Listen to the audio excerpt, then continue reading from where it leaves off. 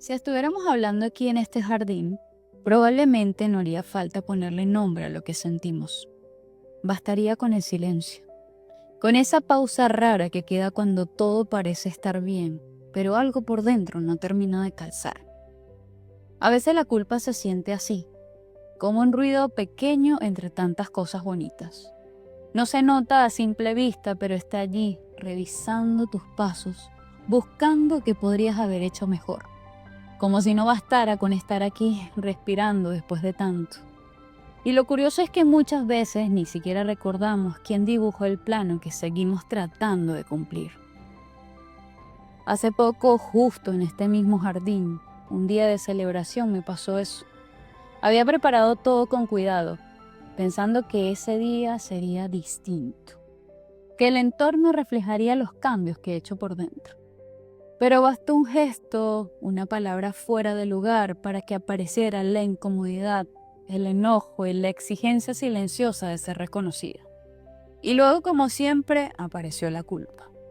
No por lo que pasó, sino por cómo reaccioné. Esa sensación de haber fallado a mi propio proceso, como si un día de alegría se hubiera convertido sin aviso en una auditoría emocional. En el jardín donde estábamos todo parecía igual. Pero dentro de mí las líneas del plano cambiaban de sitio. Era ese viejo dibujo que vuelve a imponerse sin pedirte permiso. La culpa se comporta como un plano heredado. Lo repites, lo sigues, lo mejoras, pero en el fondo no recuerdas quién lo diseñó. Entre tantas líneas rectas, duras y hasta repetitivas, donde cada modificación parece un error, visualízalo de esta forma. Es como ver esos planos viejos, con esas tachaduras en rojo, donde intentas corregir una y otra vez algo que ya estaba bien. La culpa funciona de la misma forma. Corrige, borra y ajusta. No construye, repara en exceso. Si lo llevamos al escenario de ese jardín, sería algo así como seguir regando plantas que ya están muertas, a no podar lo que ya no florece solo por miedo a dejarlo vacío. Pero ese vacío también es espacio, y a veces el aire que entra después de limpiar ese terreno vale mucho más que todo lo que se perdió. Desde la psicología, la culpa aparece cuando creemos haber violado una norma, aunque esa norma sea invisible. En la mayoría de los casos ni siquiera fue escrita por nosotros. Es un reflejo aprendido, una huella del deber que heredamos de nuestras familias, la religión, la cultura, que sigue dictando cómo debemos sentirnos, incluso cuando ya somos libres de elegir. Freud habla del superyo, esa voz interna que vigila y que castiga incluso cuando nadie nos mira.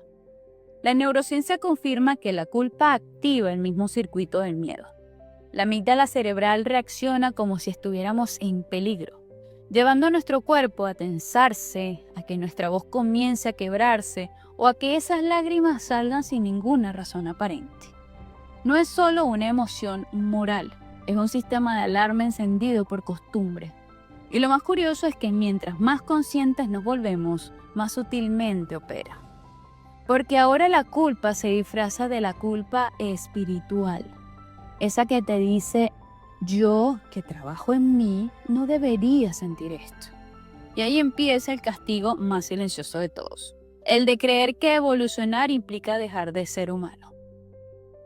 Pero toda transformación real pasa justamente por reconocer nuestras contradicciones sin juicio. Entender que el cuerpo a veces reacciona antes que la mente y que no hay retroceso en tropezar con la misma piedra si esta vez te detienes a mirar de qué está hecha. Ese día, mientras todos seguían celebrando, me quedé un rato en ese jardín. Respiré y pensé en todas las veces que he exigido perfección, como si sanar fuera una entrega con fecha límite. Pero no hay entrega final, solo planos que se ajustan, líneas que se mueven y versiones de nosotros mismos que aprenden a sostenerse distinto. Tal vez la verdadera madurez no sea evitar la culpa, sino reconocer cuando vuelve y elegir no construir desde ella. Porque la culpa no desaparece con la conciencia, desaparece con la ternura. con esa mirada que te permite decirte, también esto fue parte del proceso. Hoy sé que la culpa fue el arquitecto invisible de muchos de mis silencios, pero también fue la puerta de entrada del perdón. Redibujar no es negar el pasado, es entender qué líneas merecen quedarse y cuáles ya no sostienen nada. Y cuando por fin lo haces, el jardín se abre de nuevo, respira contigo y te deja caminar libre sin ningún plano en la mano. Quizás eso sea diseñarse a uno mismo, aceptar que hasta los errores tienen su trazo y que la vida, como ese jardín, siempre vuelve a florecer cuando le das espacio.